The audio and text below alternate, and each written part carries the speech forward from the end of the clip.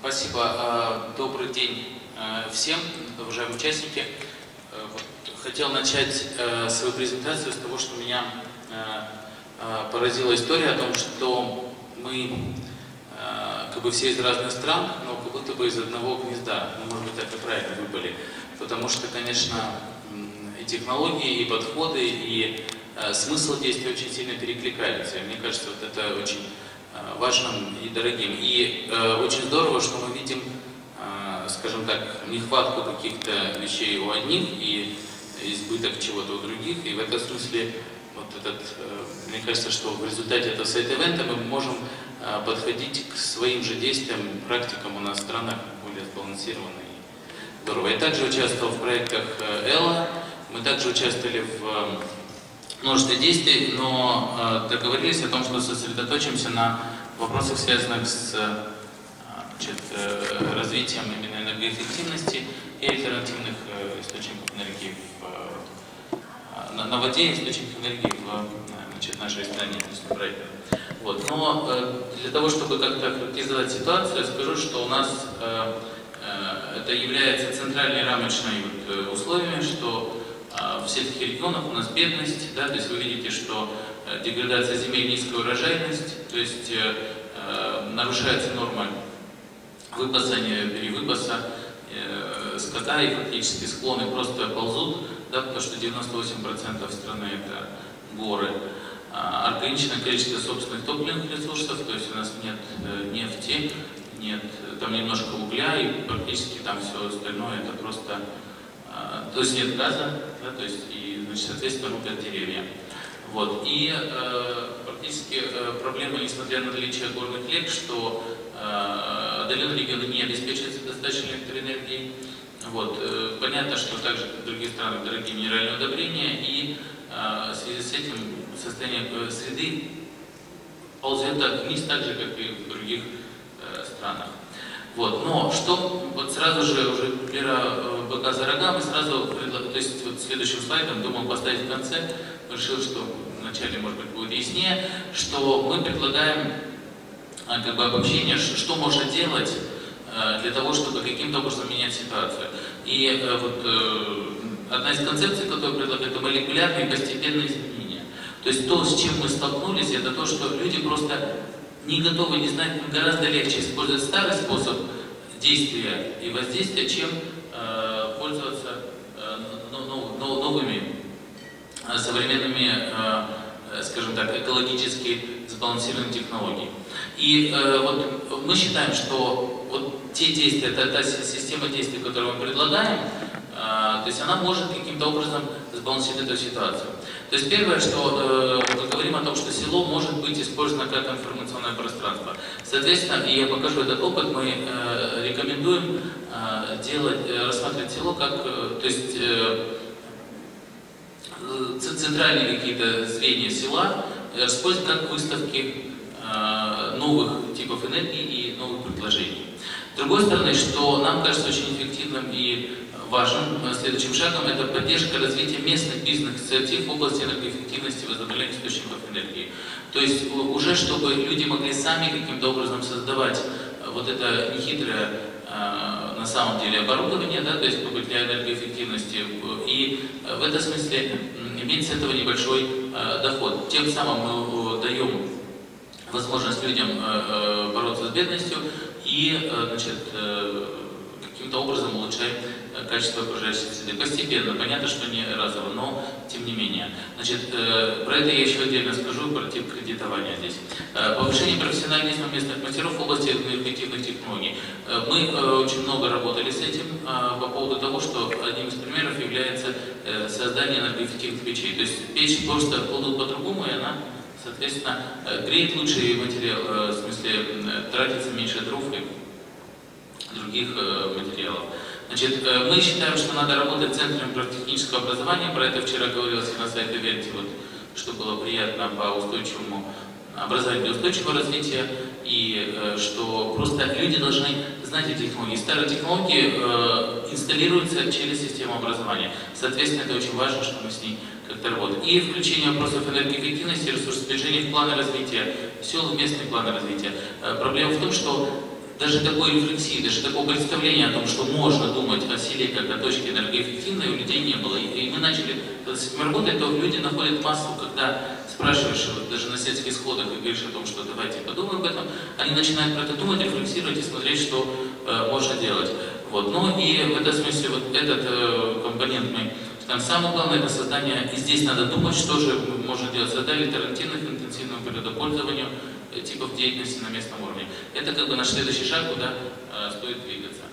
Да, ну вот здесь для того, чтобы как бы сказать, что для того, чтобы как бы местные предприятия заработали, мы считаем, что в центре вот, работы должен стать предприниматель, новый зеленый предприниматель, как вот мы его называем. То есть о нем надо думать. Мы думали о партиях, мы думали о неправительственных организациях в этом секторе.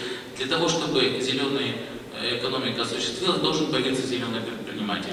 Вот. И этому зеленому предпринимателю нужна в первую очередь поддержка науки экспертная, потому что эти технологии очень сложны и не все могут их, ну как бы они не появляются сами по себе, их надо создать. Да? Нужны законы, которые поддерживают его и его создание. И было бы очень хорошо, чтобы местные власти тоже как-то способствовали его развитию и действию, да, причем всех уровней. И, конечно, для того, чтобы этот предприятие был нормально и хорошо осуществим, нужно, чтобы про него говорили средства массовой информации и поддержка СМИ.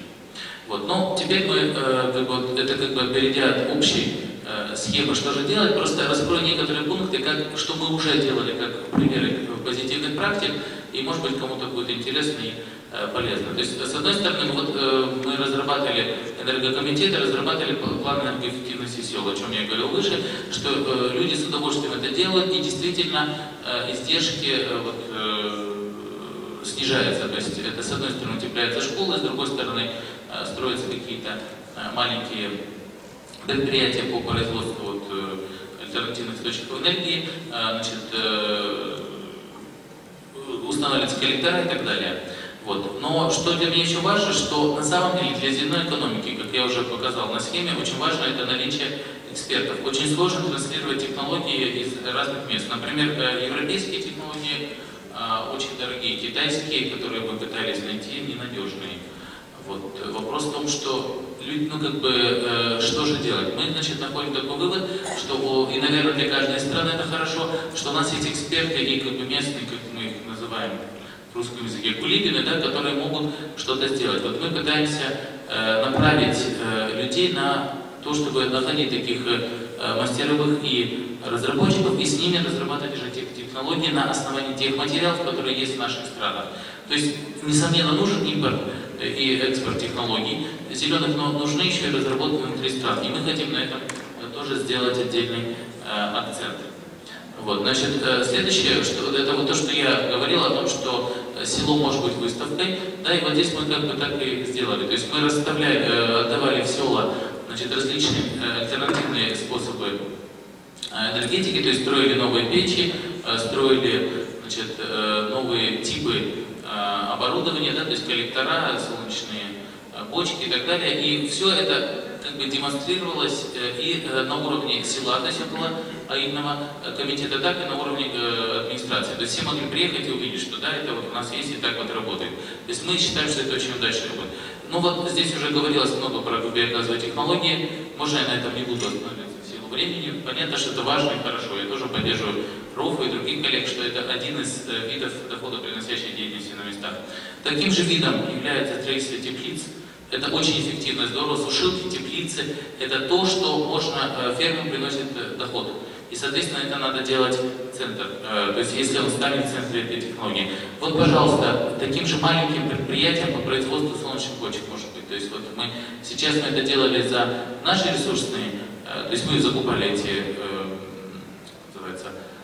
материалы, да, то есть различные материалы. Но мы считаем, что вот эффектно может быть, что люди сами будут делать, и мне кажется, что осмысленно давать кредиты и микрокредиты не только на развитие старинных способов производства, как там, либо печенье старых, то есть каких-то традиционных лепешек, или там, как вот у нас дают там всякие вещи, связанные с войлоком, да, то есть, а вот еще на развитие этих технологий. Это действительно маленькие предприятия, которые могут насытить все значит, вот это наше пространство. Вот еще мы хотели показать, что вот мы вешали такие плакаты о том, чтобы рассказать об экосанитарии в местных сообществах. И вот также установили солнечные печи.